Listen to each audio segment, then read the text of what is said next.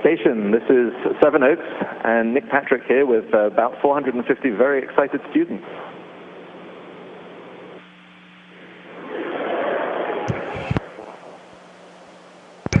Hi, Nick. Hope you're doing well out there, and we look forward to talking to all the students, and welcome on board the International Space Station.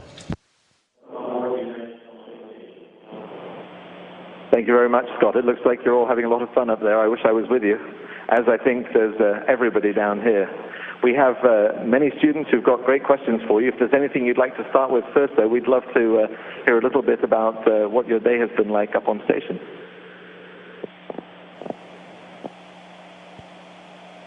Well, so far today it's around 2:30 in the afternoon, so most of our day is over. And on the Russian segment, the cosmonauts are preparing for a spacewalk we have tomorrow. And over here on the U.S. segment, most of the day I think has been spent doing kind of routine maintenance. But pretty soon, Apollo and Katie will be flying the space station robot arm in anticipation of grappling the Japanese cargo ship that'll be here next week.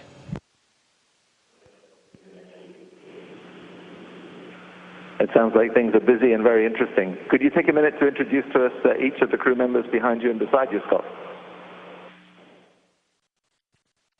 Yeah, to my right is Sasha Koleri, and to my left, Oleg Skripochka, and we came up here on the 24 Soyuz and got here in October, and this is Oleg's first flight and Sasha's fifth flight, I believe, and during this time, I think he'll go over 2 years in space. Not yet, but soon. 700 days. Yeah, soon, 700 days. And behind me to my right is Paolo Nispoli. He's an ESA astronaut, and this is his second flight. Dima Kondratev. Behind me is the commander of 25 Soyuz, and they, all three of them, including Katie Coleman, got up here about a month ago, and Katie is a American astronaut, and this is her third flight into space. It's good to see you all looking so very well. I think with that, we have many eager students who have questions for you, so we'll pass the mic around down here, and I'll hand over to them. Hi, my name is Edmund Borted. I'm 17 years old, and this is a question for Scott. What are the resulting logistical implications that you have to deal with due to the switch between the American space shuttles and the Russian rockets? Well, certainly the shuttle provides a pretty significant upmass capability to launch cargo that is both pressurized cargo, meaning it's inside a pressurized volume and for the inside of the space station, and also unpressurized cargo for the outside. And the other very significant capability it has is the ability to bring things home, specifically large items. And so when we retire the space shuttle, we do lose some of that capability, although, between the Russian progress, which is very reliable, and a Japanese and European resupply vehicle, and hopefully soon some commercial vehicles, will have the capability to continue to resupply the space station, but also have, in addition to the small amount of cargo a Soyuz can bring home, some of these commercial vehicles may, demonstrate an ability to bring larger volumes of cargo back to the Earth, science experiments or stuff that we need to refurbish on the ground and fly again. So it makes things more challenging, but, between all the international partners, it's a challenge that we will surely meet.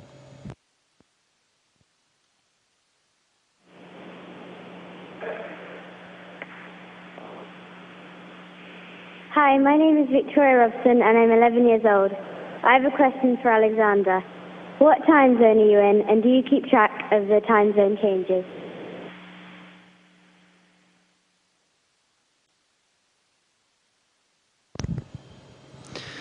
You see, it's a difficult problem because participants of ISS project locates from Japan to the United States. So during the designing of the station, all international partners had an agreement to use on board space station and for controlling the International Space Station Greenwich Mean Time. So we are living in London time zone. We never changed this zone this time, except some not time, but our activities and sleeping zones during the special activities like EVAs, like dockings with shuttle, Soyuz, Progress, and so on. And we never changed the time even in winter or summer seasons.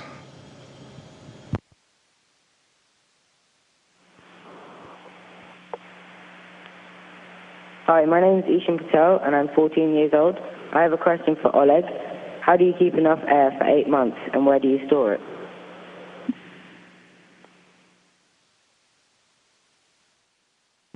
I see. So we normally use oxygen generators to provide oxygen for breathing. So generator provides oxygen by water separating into hydrogen and oxygen. So and we use oxygen for breathing, and cargo vehicles provide nitrogen and oxygen for station atmosphere as well. Very good.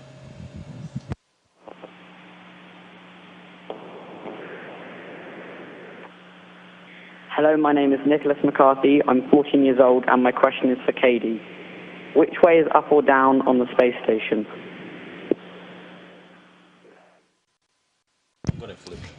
Well, it all depends on your point of view, because, you know, it doesn't really matter if I want to talk to you. I can be up here or I can be on my side. And what's kind of interesting, I think, for us is that it depends. You know, right now I'm looking at the camera, and to me it looks like the camera's on the floor. But, of course, I look like I'm on the ceiling for you. So we adjust our meaning of up or down depending on what we want to work on and what are the most convenient places to hang on or be in a good position to do that work. It's pretty fun.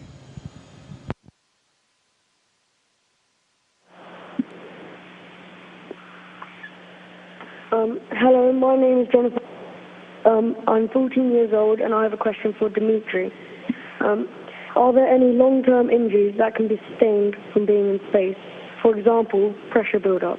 And if you have a serious injury in space, how do you deal with it?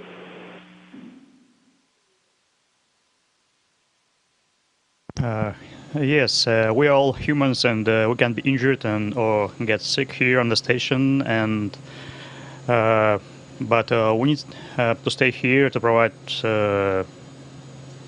experiments, to do a lot of other things. And here on the station we have several means, special means to treat ourselves. And of course we have capability to talk to doctors on the ground. And if someone has a serious injury, so we have a space vehicle to get us to the ground, but it's the worst case scenario, and we hope it won't happen with us.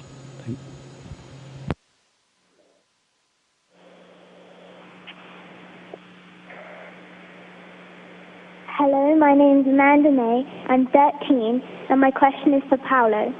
How do you use the toilet without gravity?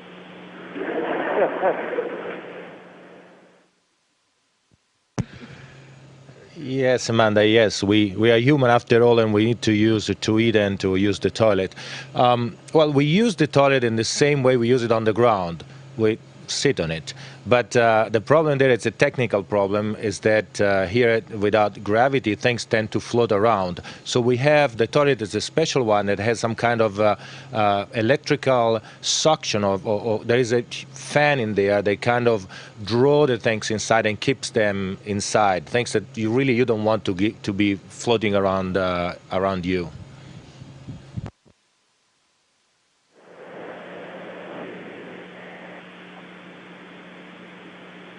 Hi, my name is Matthew Matra and I'm 16, and my question's for Scott. what is day-to-day life like on the station?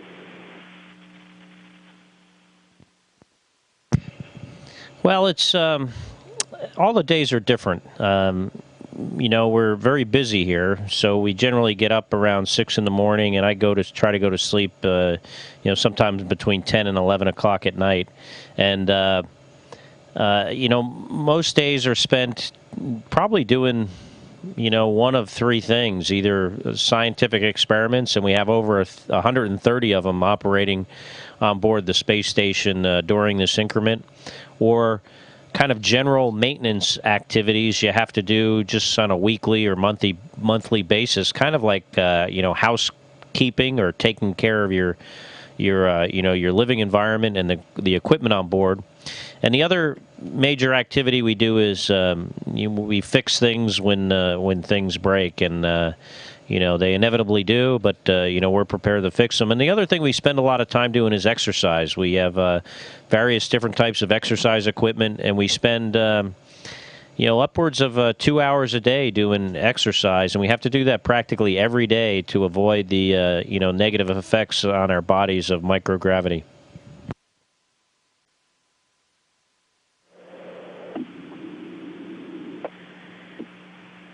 Hello, my name is Elizabeth Shaw, and I'm 12 years old. My question is for Alexander. In 10 years' time, what do you think we will do in space that we do on Earth today?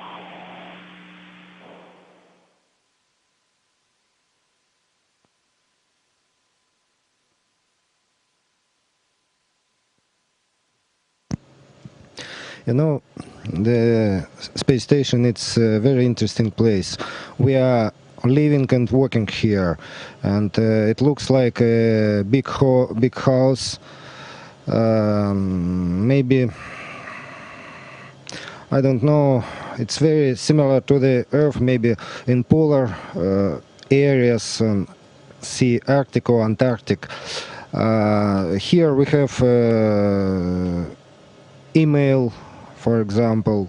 We can use IP phone, and we can ring out to anybody on the Earth who has a phone. So phone calls are not a problem for us. We can watch movie, we can see some TV translations, and so on. Of course, we don't need, say, cell phones here, because it's much easier to find out somebody visually and not looking him by cell phone, and so on. So I think that now we use in our living here and working, we can use many of decisions on the ground, and I think that it will be the same situation maybe in 10 years in time. It's my opinion. But if we'll have to utilize the space station, maybe not ISS, but a different station for another purposes, say, not preferably for working, but maybe for vacation or for something else, for relaxation, for maybe tourism and so on. So they'll have some other possibilities for comfortable life and so on. So, but I think it's possible to use the achievements and some things from the ground here. It's not a real technical problem.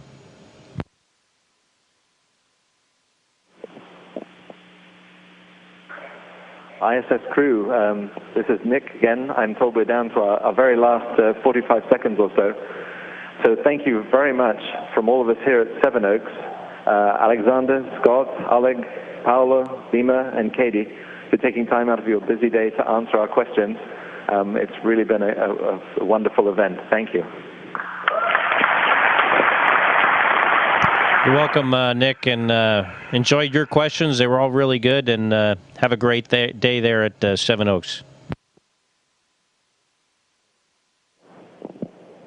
До свидания.